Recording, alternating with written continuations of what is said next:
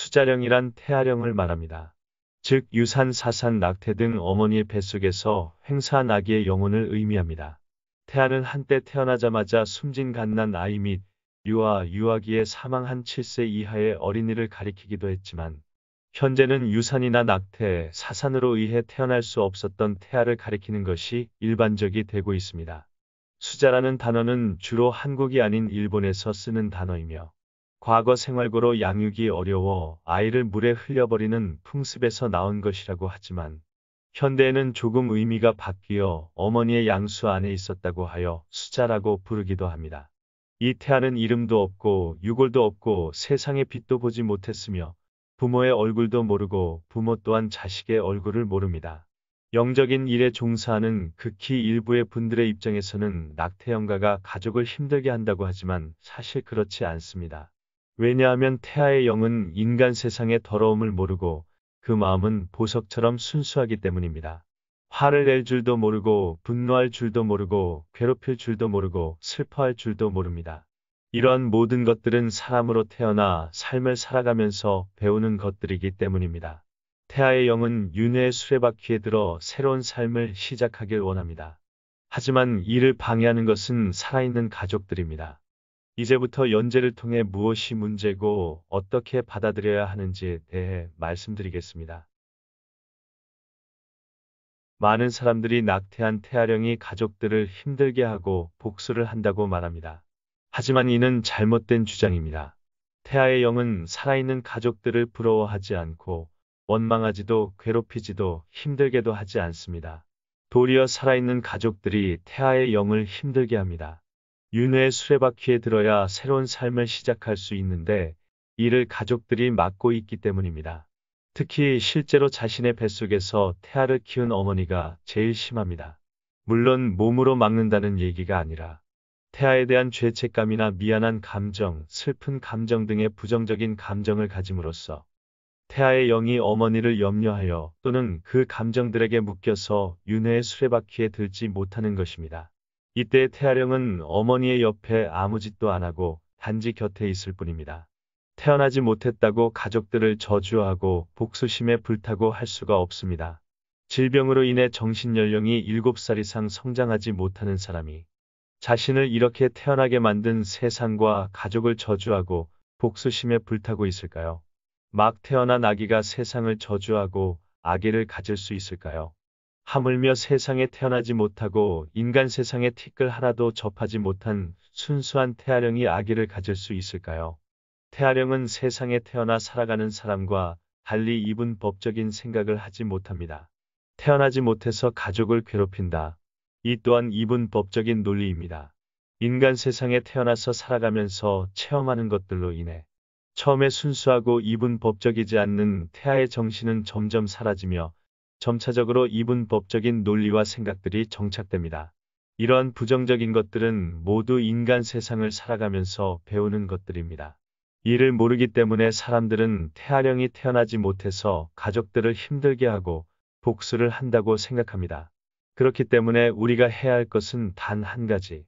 죄책감과 부정적인 감정을 걷어내어 태아령의 발목을 잡는 것들을 없애 윤회의 수레바퀴에 들 수 있도록 해야 합니다. 이를 수자공양 또는 태아공양이라고 합니다. 태아령의 재앙과 복수에 대한 얘기가 처음 시작된 이유는 연재를 통해 천천히 풀어나가 보겠습니다. 태아공양을 처음 시작한 것은 일본 에도 시대의 정토종 승려 유텐이라고 알려져 있습니다.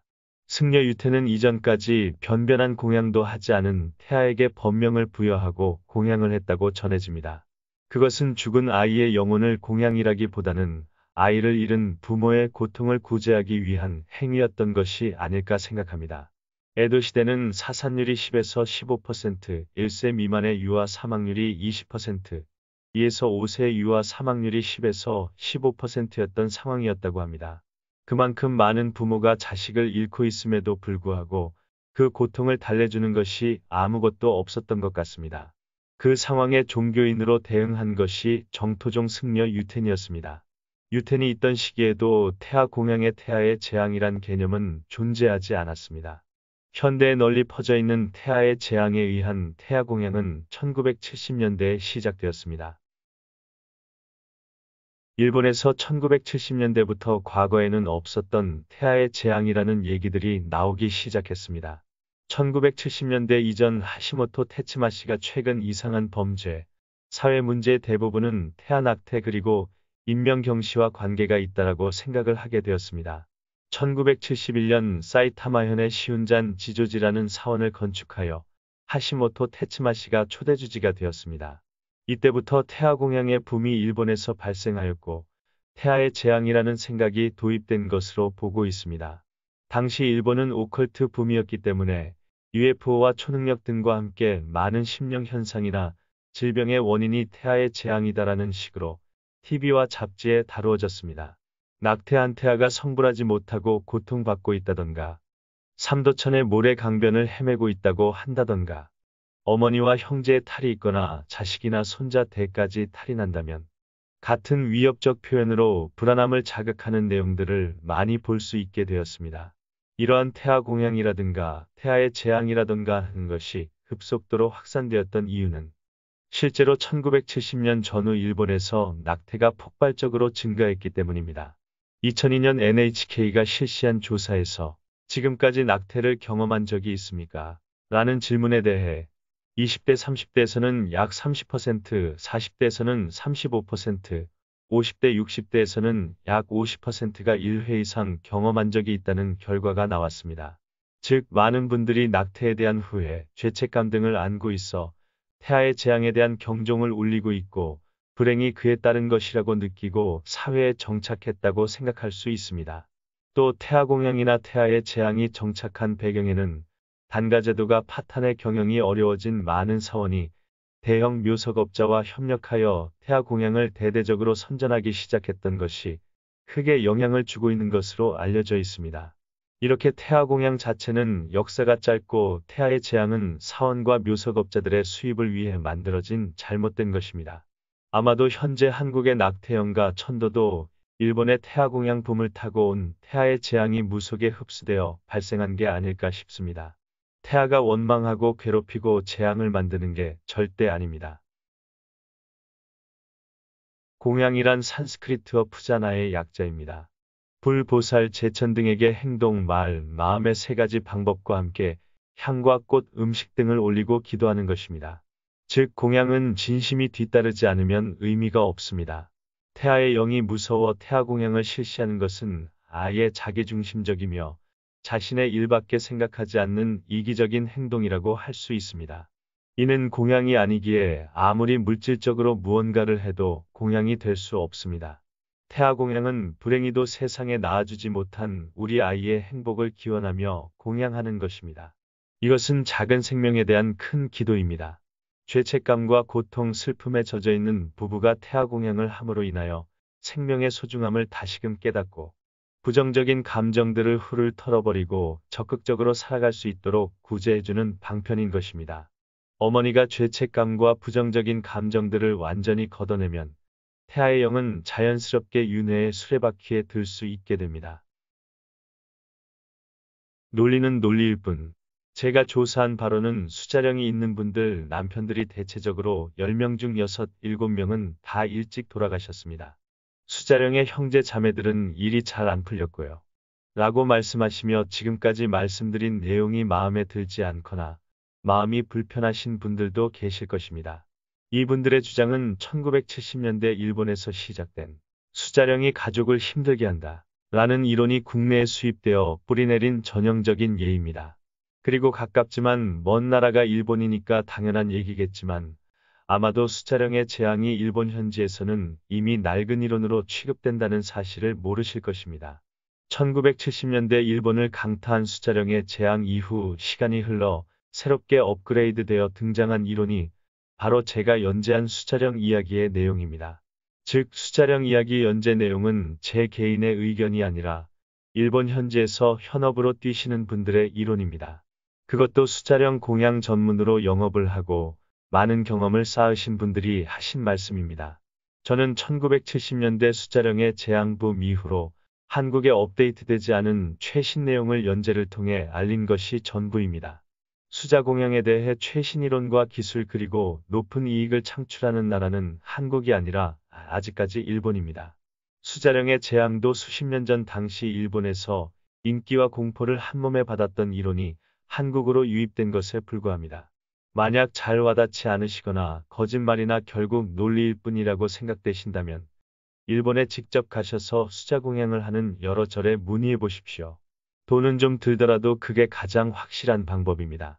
물론 태아령의 재앙을 최초로 만들어 퍼뜨린 하시모토 테츠마시의 시운잔 지조지는 여러 수자령 공양 전용 절 중 하나로서 수십 년이 지난 지금도 여전히 고집있게 태아의 원망을 언급하고 있습니다만 요즘은 자매품이자 재앙 시리즈 2탄인 조상의 재앙, 치매 환자가 많이 생기는 이유를 전파하고 있습니다. 그런데 그 내용이 재앙 시리즈 1탄인 수자령의 재앙, 낙태령이 가족을 힘들게 한다와 상당히 유사합니다. 물질만 능주의로 인해 인명경시를 넘어서 조상경시가 보편화되고 있는 현재의 사상과 현재 일본 사회의 문제 중 하나로서 다뤄지고 있는 치매를 함께 엮어서 홍보를 하고 있습니다. 그런데 제가 보기엔 모든 질병을 조상 탓으로만 돌리면 대중들에게 안 먹히니 치매를 타깃으로 잡은 것으로 보입니다. 암은 이제 더 이상 불치병이 아닌 시대가 되었고 백혈병이나 에이즈를 타깃으로 잡기엔 병에 걸리는 사람도 적고 시장이 작아 매출을 높이기 어려우니 제외했을 테고요. 수자령의 재앙 이론은 개인적으로 과거 낙태로 생명을 죽이는 것에 대해 가볍게 받아들이던 당시 일본 사회에 던진 일종의 메시지라고 봅니다. 그래서 언론 매체를 통해 사회 전체의 낙태에 대한 공포와 두려움, 죄책감이 퍼져나갔고 망해가던 묘석업자들은 소위 대박을 터뜨리게 됩니다. 시간이 흘러 낙태를 원치 않는데 하게 된 분들, 원치 않는 유산을 하는 분들이 늘자 그에 발맞춰 수자령을 바라보는 방향을 온화하게 바꾸어 업그레이드한 것입니다. 마치 신에게 인신공양을 하다가 시간이 흘러 음식공양 등으로 바뀐 것처럼요. 옛날에는 사람을 죽이는 걸 큰 죄라고 생각하지 못한 사람들이 많아 살인을 하면 사형을 시켜 본보기를 보였습니다. 그런데 지금 현재는 많은 분들이 살인이 큰 죄라는 것을 알고 있고 생명 존중의 시대이기 때문에 그에 맞춰 법이 바뀌어 살인하면 무조건 사형이라는 공식이 성립되지 않습니다. 수자령의 재앙 이론이 새롭게 바뀐 것도 이러한 현상과 동일합니다. 즉 이미 낙태를 하고 죄책감도 없는 부모에게 당신이 힘든 건 낙태를 해서 죽은 그 아기가 당신을 힘들게 한 거다. 라고 하며 부모가 아이에게 공포와 두려움 및 죄책감을 느끼도록 유도하여 공양을 행하여 명복을 빌도록 하는 게 아니라 지금 죄책감을 가지며 살아가는 부모에게 당신이 죄책감에서 벗어나야 아이도 좋은 곳에 갈 수 있다. 라고 하며 다독이고 위로하며 공양을 행하여 부모가 의식적으로 무의식적으로 수자령을 속박하던 죄책감에서 벗어날 수 있게 하는 게 현대의 수자 공양입니다. 결국 일에나 절에나 수자령을 공양한다는 건 바뀌지 않았네요. 이렇게 죄책감에서 벗어난 부모는 스스로에게 걸은 속박을 풀어 좀 더 행복해질 자유를 얻게 되고 죄책감 등으로 수자령을 붙잡고 있던 힘은 사라지기에 수자령은 속박에서 벗어나 윤회의 수레바퀴에 들 수 있게 됩니다. 진정한 의미에서 산자와 죽은 자의 해방이죠. 현대의 수자 공양은 이러한 원리로 작동하고 있습니다. 만약 시청하시고 내용이 마음에 드셨다면 구독과 좋아요를 눌러주세요. 감사합니다.